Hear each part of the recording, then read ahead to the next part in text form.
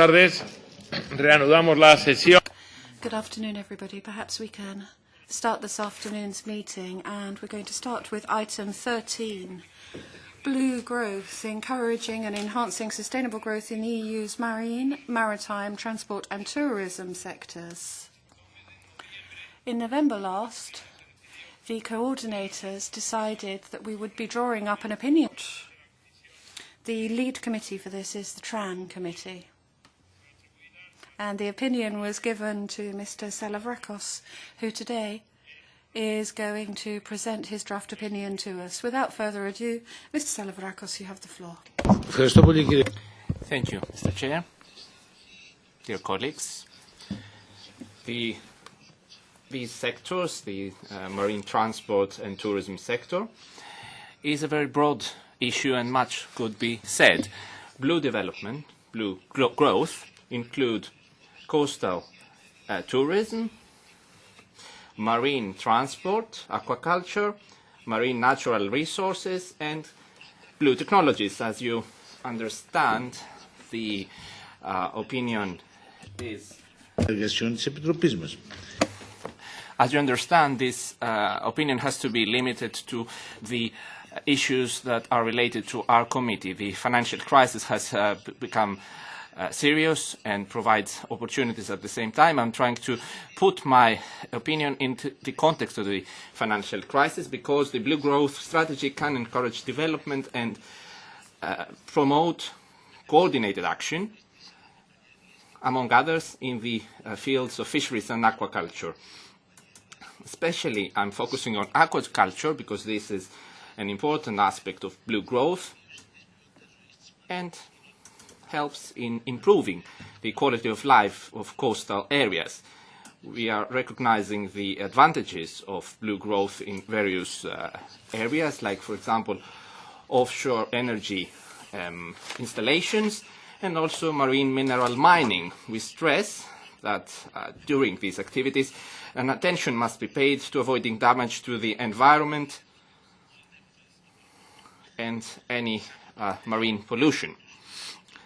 So in this context, and in order to coordinate the activities in the marine areas and fisheries, marine spatial planning is very important,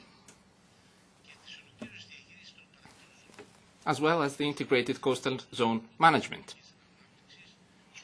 This would lead to development in the various marine basins of the European Union territorial waters. Now, another point of interest is the development of blue economy, which has to be based on secure borders and supporting the sustainable development of fisheries, aquaculture, and economic diversification.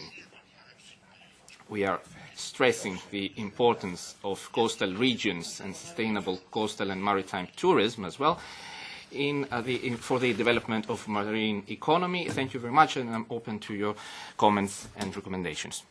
Gracias. Σας ευχαριστούμε πολύ, κύριε Σαλαβράκο. Η κυρία Μέζερ, παρακαλώ. Thank you very much, Chairman. I think this is, all in all, a very good opinion that Mr. Salavrakos has put together, and I'd like to thank him for that. I'm the shadow for our group, the ALDE group, on this, and I've been dealing with the issue for quite a long time now. And it is quite right that we needed to fish out of this, the important aspects relating to blue growth and the other parts of the growth campaign. The additional bits that I'd like to bring in here are on the first point. You've quite rightly pointed out the synergies that there will be if different players are involved with blue growth. The integrated maritime policy needs to be mentioned, I think. This is the policy that the blue growth strategy is built up upon, and I think we do need to raise more awareness about that. We've got these days of the sea when it is mentioned, but that needs to be taken further. Secondly, the protein supply from fish is important in these days of growing populations. And then we've got para 3, where we talk about the importance of exchanging data for fisheries and the possibility and potential to get more synergy effects out of our involvement with the sea. So with our integrated marine strategy, we've got a budget for exchanging data, and that is something that we need to ensure everybody benefits from, particularly in the fisheries sector, obviously. And item 5.5, we talk about the EMFF and the integrated marine strategy. Not everything has worked yet on that, but fisheries policy is an important part of the integrated marine policy and also an important part of blue growth. Para 6, yes, I think it's excellent that you're referring here to international agreements, fisheries agreements. I wondered whether we should mention it, but because this is slightly related with neighbourhood policy, I think it is a good thing that you've included it. And then on the final point, coastal regions and maritime tourism, I think perhaps we need to talk about coastal fisheries. That makes it clearer what the involvement of this committee is. Certainly in northern Germany, where I'm from, the crab fishermen certainly bring in the tourists. That's an important thing. The tourists like to go out fishing with them, and I think we can then make this excellent link with sustainable fisheries and tourism. So, having said that, thank you very much. I think it's excellent. Muchas gracias. Thank you very much. Mrs. Owen. Thank you very much, Chair, and thank you to Mr. Salavrakos for your excellent opinion. There's quite a lot that could be said about blue growth. One of the things is that it's not really clear what it comprises, if it's the concept is not so very well defined, actually. So it could comprise of very much a lot of things. So I think it's right to have a very broad opinion here, which you have. There are, of course, some concerns when it comes to blue growth, when it comes to new development at sea and on the seabed, for instance. We know that 2/3 of the world's oceans are outside of a national jurisdiction, and in many parts of the world there is a race for the resources on the seabed, for minerals, for gas and oil extraction, for also genetic resources, biological resources, and there's actually a lack of a framework for the exploitation of those resources that are outside of national jurisdiction. And that is something that we need to address on an international level, and I think through the UN and FAO and other venues, we need to actually step up our international cooperation on all these issues. I think that's extremely important when we see a resource demand that is increasing all the time from different countries, different parts of the world, that we actually need to set up very stringent rules for all exploitation at sea, especially when it comes to fisheries and all the resources on the seafloor and the seabed. So perhaps that is something that could be added to your opinion.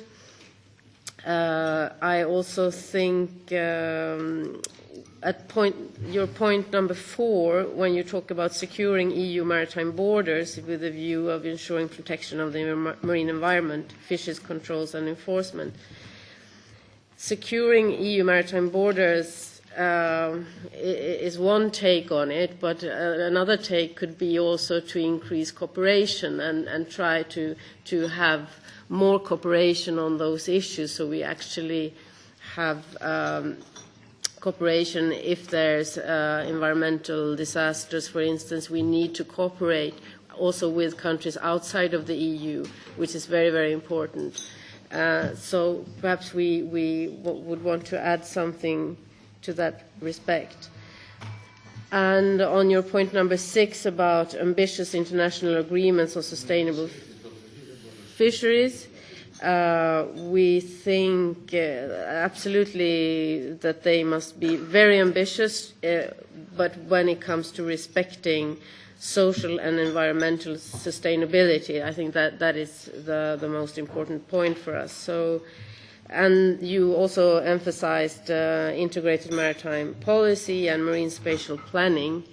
And marine spatial planning, I think, is a tool that needs to be developed quite a lot more in the EU, and which will make it much, let's say, easier to have environmental impact assessments that really put all the activities that we have on the sea on the same table, that we see the accumulated impact of, let's say, wind farms at sea, fisheries, oil extraction, any other tourism or any other industry that is affecting the sea. So we need to really have an integrated judgment on all the accumulated impact of these things. So basically, I congratulate the rapporteur for his opinion, and we will perhaps make a few amendments to make it even better. Thank you. Gracias, señora. Thank you very much. Mrs. Herrero. Thank you very much. And I would like to start by thanking Mr. Salavrakos for his opinion. I think that the focus that he's provided is exactly the right one. And he's trying to ensure that in future there's legislation from the Commission which will ensure that any economic activities being developed in the maritime area will take into account natural resources on the one hand, at the same time as generating sustainable development, and which also will meet the major challenges facing us. Climate change, for example, and natural disasters, and cross-border issues as well. Illegal trafficking in persons, or of substances, or of drugs, or weapons. Anything that can be transported by sea has to be provided for. And although that doesn't necessarily fall within our remit as a Fisheries Committee, but I think nonetheless that this is an excellent report, and that above and beyond this, I will be tabling some amendments on behalf of my group, the S&Ds, but I think that the most salient points have already been covered, namely the fact of the Framework Directive on the Maritime Areas or Marine Habitats. And we also need to take into account, when it comes to energy, that any human economic activity must be seen from a viewpoint taking into account these factors. And I'd finally underline the fact that it's vital that as soon as possible we have legislation. Now, it's true that there are many difficulties and that resources are extremely scarce, but I would imagine that if we have an integrated marine and maritime policy, if we have proper controls of transport, then that will make it possible for us to make progress not only in tackling IUU, illegal, unreported and unregularised fisheries, but also will make it easier for us to bring a halt to trafficking in human beings, to money laundering, and to increasing security. But coming back to fisheries, which is the subject, of course, that we're most concerned with, I think that this report is going to contribute greatly and is going to be very positive. And as such, I would like to renew my congratulations to the draftsman. Señor Milana. Thank you, Mr. Milana. Grazie Presidente, anch'io Thank you very much, Chairman. I also would like to congratulate Mr. Salavrakos, who has managed to boil down the debate that we've had in this committee for some time now into just a few points. A couple of points. First of all, blue growth. Unfortunately, there's a major problem as a result of the approach of the Commission. And even when Parliament comes to discussing this, we fall into the same trap, namely that we think of the sea as an area over which goods travel. So we see this as an area of transport or tourism, rather than concentrating on the use of fisheries resources. And I think that the Transport Committee, not surprisingly, is not going to focus on maintaining biodiversity or indeed on fisheries problems. And so I think we need to be very determined as we draw up our opinion, and we have to look and see how we can cooperate with the committee to ensure that subjects that we've made a great deal of progress on with the fisheries reform over the last few months with the various different legislative reports are actually a part of blue growth. So one of the things that we were mentioning this morning, for example, spatial planning, is something that is of key importance, I would say, when talking about blue growth. Unless the European Union adopts serious measures and makes it obligatory that we plan the way in which we use the sea, then we won't, in fact, have a policy that can be properly implemented. And I would say that at the basis of an integrated maritime policy or marine policy has got to be to ensure that the different people living around the seas should talk to each other and should develop a form of osmosis so as to be able to develop growth, jobs, intelligent use of marine resources, of the sea, of fisheries. Everything Mrs. Levine said is correct, but unless you have proper planning and proper investment in planning on the part of the European Union, then I think this is just going to be a very futile exercise, an academic exercise, which will exercise people's minds but won't come to anything at the end of the day. And I think that I would therefore suggest, I don't know if this is possible, maybe I'll table an amendment along these lines, but I would suggest that the whole heart of this opinion would be that we stress the fact that we do need proper planning for marine areas. Town planning for marine areas, if you like. Maybe that's something that's no longer fashionable and maybe it may seem strange, but there are areas that need to be properly correlated and coordinated and integrated. And otherwise, as far as we're concerned, the future of fisheries is obvious. We can say whatever we want. We can provide ourselves with selective instruments, but unless we know exactly how the sea is being used and the contents of the sea are being used, then I really think that there won't be a long future for fisheries. So blue growth has to take into account the people that live around the seas and the fish that live in the seas.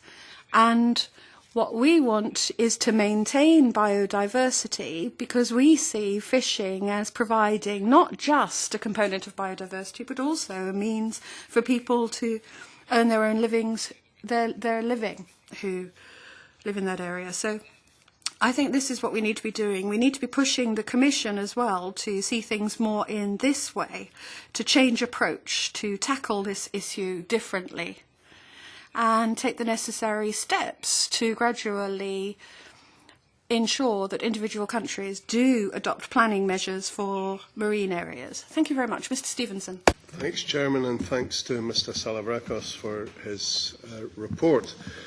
But blue growth and sustainable blue growth, I think, is the key to this. 94% of the Earth's carbon is stored and cycled in our oceans. And we have extremely valuable ecosystems that provide this ecosystem service. such as mangrove swamps, salt marshes, marl beds, seagrass meadows, kelp forests. In Europe in particular, we have a lot of the latter. Scotland, my constituency, has 20% of Europe's seagrass meadows, growing up to about 20 metres depth. They require light to be able to grow.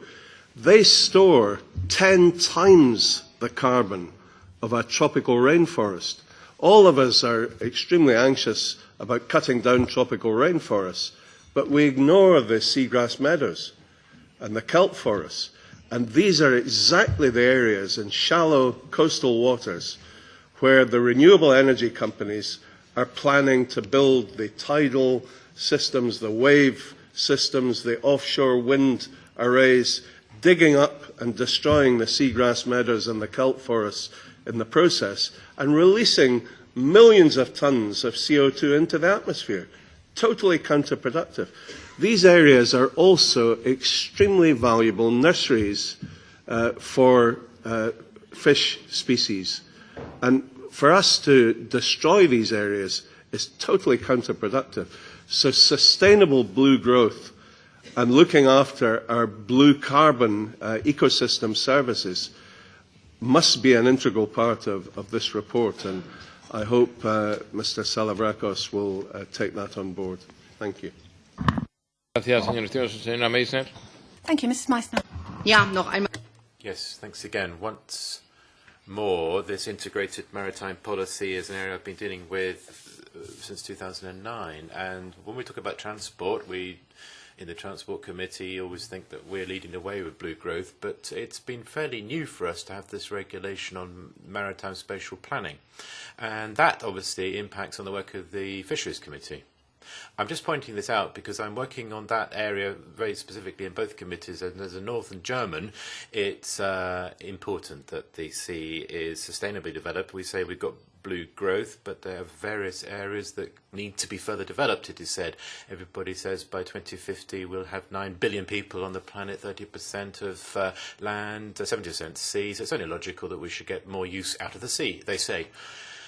We've got nothing against that, but we need to do it in such a way that the sustainability of this sea is going to continue to be relevant for future generations. That's only fair, and therefore the integrated maritime policy is one where we say, fine, we harvest the sea, fisheries is part of this, coastal tourism is part of it, an offshore wind park, aquaculture, and the maritime transport is all part of that, but it has to be done in such a way that the sea can continue to exist, and that, for those that work in the Transport Committee, and I know how they work, have in their focus. And the Fisheries Committee needs to keep that in mind because everything that we do is to do with water.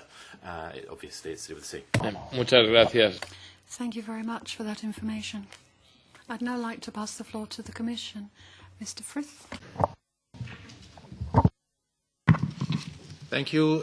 Thank you to the rapporteur for the overall very positive assessment of this initiative, which, as you know, is the starting point for developing a number of different strands of action that in our view should aim to release the potential for growth that there is in some aspects of the maritime economy. Maybe as a comment, just to say that the stress that has been laid in the draft report and by, I think, practically all the speakers today on sustainability and on not only exploring and exploiting the seas, but on preserving the seas as a resource for mankind and for future generations is one that we fully share and consider to be extremely important. And for the rest, we look forward to the committee's eventual opinion on this initiative, and will take very careful note of the comments made here today and in the final report. Thank you. Gracias, señor Fries. Thank you very much. Mr. Salavrakos. Thank you, Mr. Chair. I'd like to thank all colleagues for their the positions they took on my proposal. Of course, defining blue growth is a totally academic exercise. The sea has been a place of living organisms for millions of years, more than human beings have been on Earth. So, as a place where human beings have started making activities in and with the sea, this has created a list of problems, and our effort, with our opinion and also with the opinion, the report prepared by my colleague Mr. Danelis from the TRAN committee, with whom we are collaborating and who intends to include most of what has been, the issues have been raised. Our effort is to improve the situation of the seas. Because right now, we have a big growth in population. Perhaps by 2050 or at least 2080, we expect to have 9 billion people living on Earth. This means that in 50 or 80 years we'll have a growth by 2.5 billion people, which is enormous. This creates problems to all natural resources, including the sea.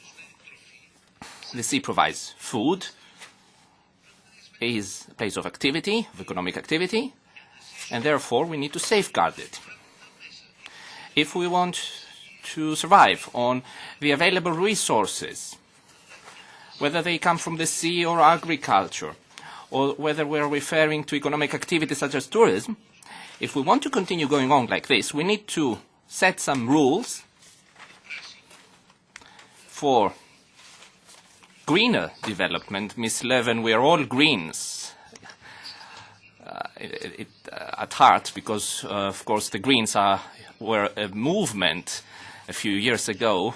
Nowadays, it is a necessity. Perhaps we're not standing up to the same standards, but I think that everyone understands the importance of respecting the environment, and everyone understands the dangers of the threats to the environment, to our quality of life, if not to life itself. So I tried succinctly to express the main issues, in my opinion. I didn't try to define or create a list of all the activities we need to address.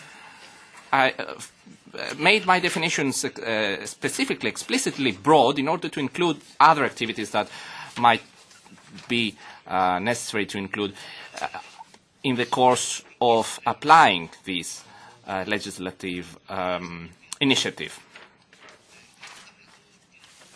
I'm open to any amendment, of course, because I always have the feeling in this committee that we have a very friendly and cooperative atmosphere.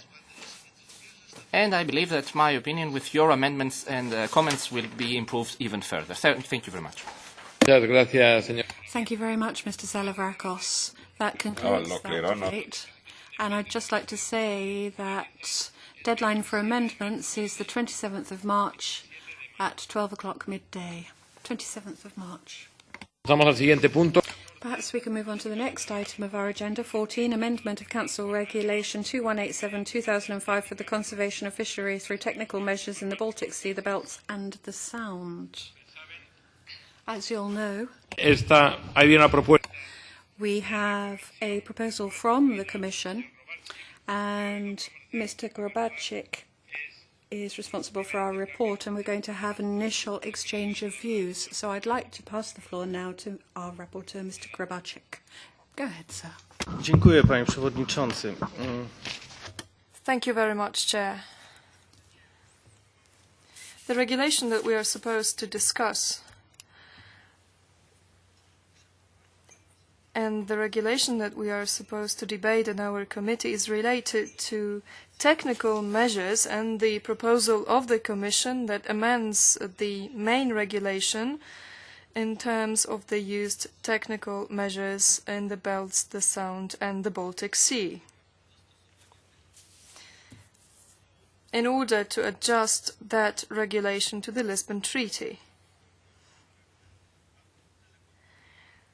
It also has to cover delegated acts and the adequate competencies that are going to be handed over to the European Commission.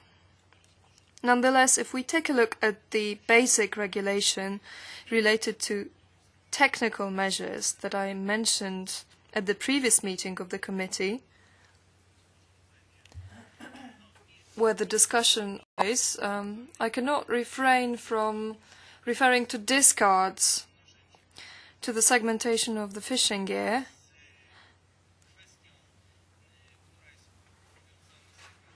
and another associated issue, MSY, as well as industrial fishing and consumption fishing. I have included all of it in the report. It should be debated and defined in such a way that both the fishermen can maintain their livelihoods and the national environment can be protected. So this is the work we should undertake. However, if we take a look at the situation in the common fisheries policy and the report by Ulrike Rodust, which is of key importance in the context of the future of the fisheries policy. Now, when we consider my report on the technical measures, it seems a premature exercise. After an exchange of views with the European Commission, we came to the conclusion that the provisions that should appear in that report should mainly concern the future fisheries policy, because it is that policy that is going to be the key element to impact the technical measures in the Baltic Sea, as well as the Belts and the Sound. So in terms of discards and segmentation, as of today, it is quite difficult to take decisions that would be binding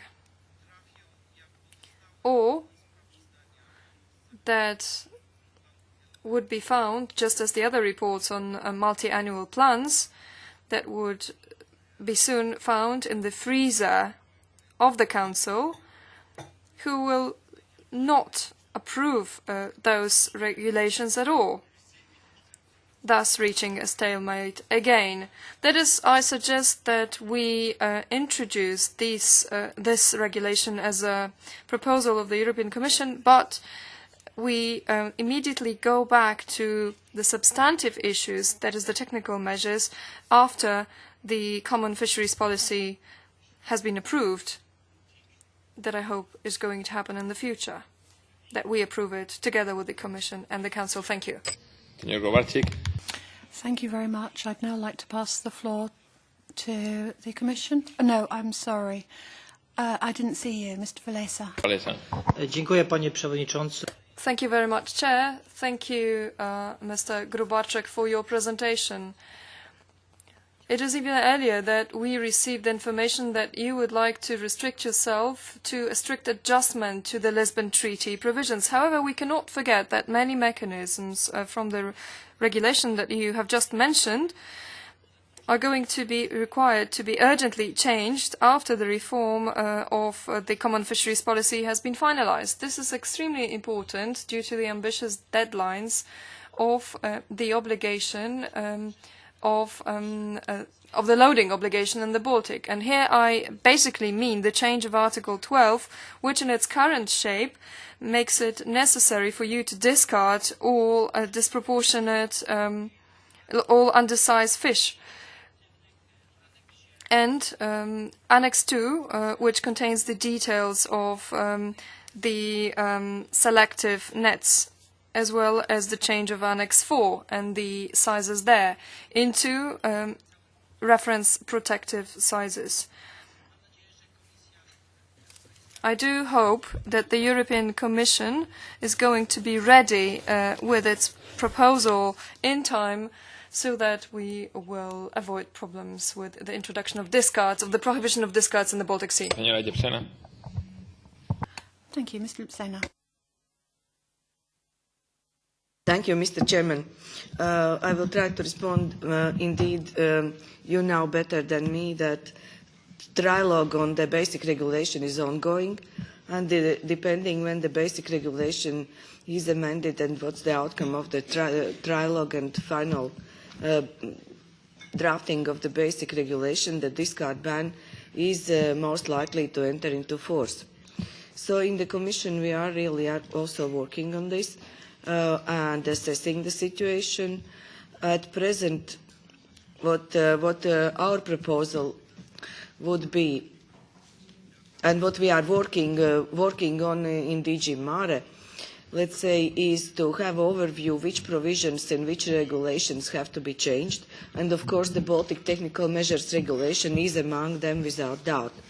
In order to remove all obstacles from, for landing fish that is caught, we will have to change the Technical Measures Regulation for all regions, including the Baltic Sea.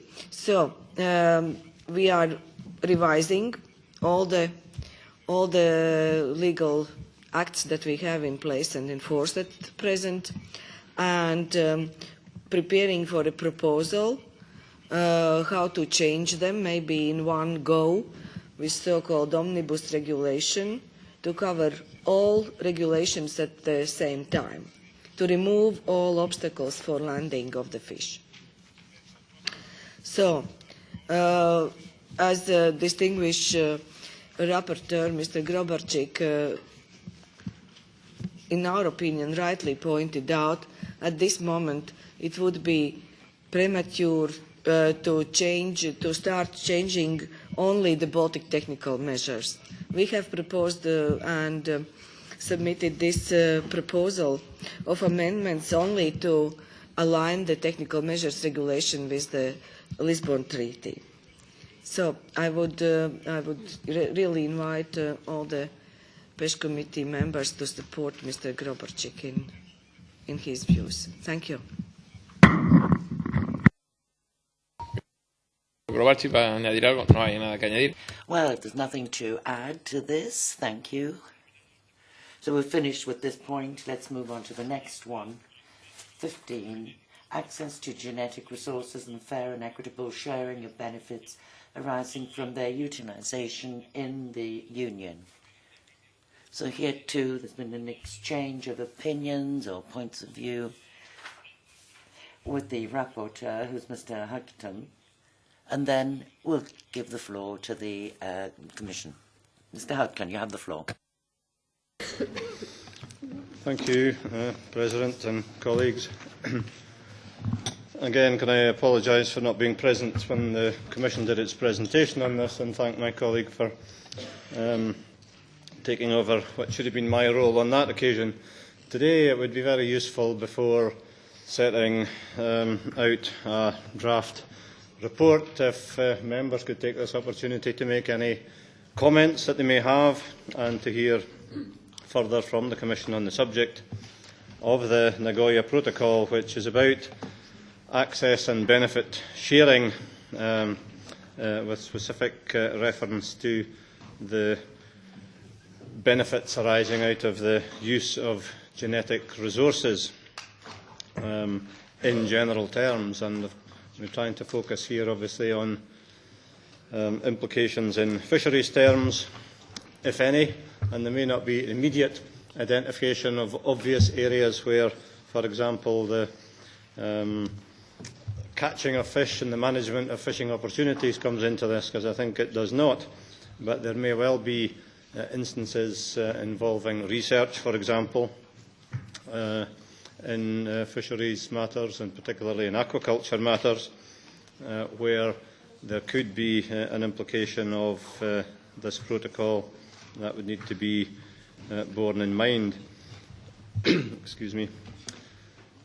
Referring to the holding of data in general, data derived from biological resources, and how to ensure that this protocol properly governs the right of the owner, effectively, of such original resources, and it recognises the sovereign rights of countries and peoples over their natural resources in the form of biological or genetic resources derived from biological sources. So there are some very important principles involved in this, very important indeed.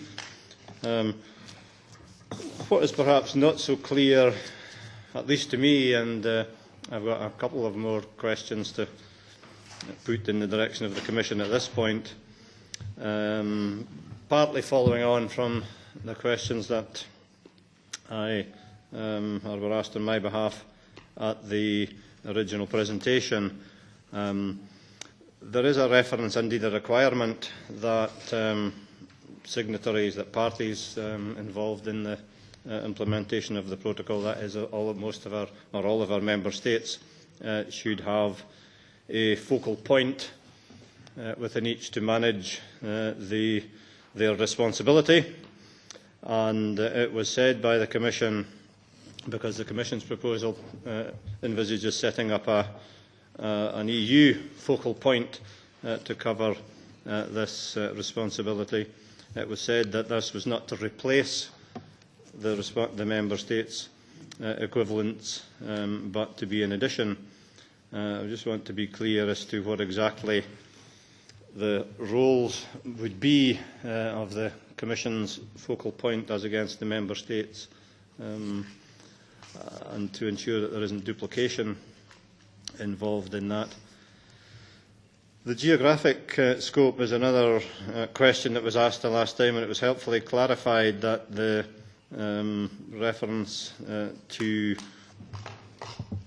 sovereign states would govern out to the full extent of their EEZ, not just 12-mile limits or whatever.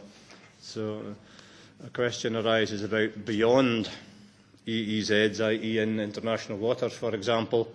It might be argued, and I'd like to hear the Commission's view, it might be argued that sovereignty perhaps could extend to ships operating under a particular state's flag, and I wonder whether the Commission could give a view upon that. But apart from these points, I would stop at this stage and invite any member who has any comment to make it, so that I can take views into account and see if the Commission has anything to add, and with specific reference to these particular questions that I still have. Thank you. Gracias, señor Hutton. Thank you. So we'd like the representative to... Well, we wanted to know whether the Commission had anything to say, but the representative hasn't turned up. So unfortunately we can't listen to them. They've got to be here in good time. All the representatives of the Commission have to be here too.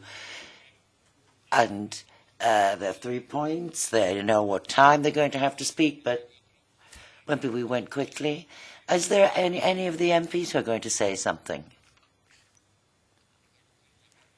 So it was only the Commission who was going to add, but they're not here, so at this point we can consider this point finished. We can listen to the Commission maybe next time, because we can't carry on without the possibility of listening to them, and we'll complain. We'll tell them they've got to be careful of what's going on. They could even... It's even on the internet, it's on in web streaming, so they should know what point we're at. But still, thank you, Mr. Hodgson, and thank you all. And I think with this, we've finished today's agenda. That was very quick, so tomorrow morning at 9 o'clock we have the coordinators. So thank you and see you tomorrow.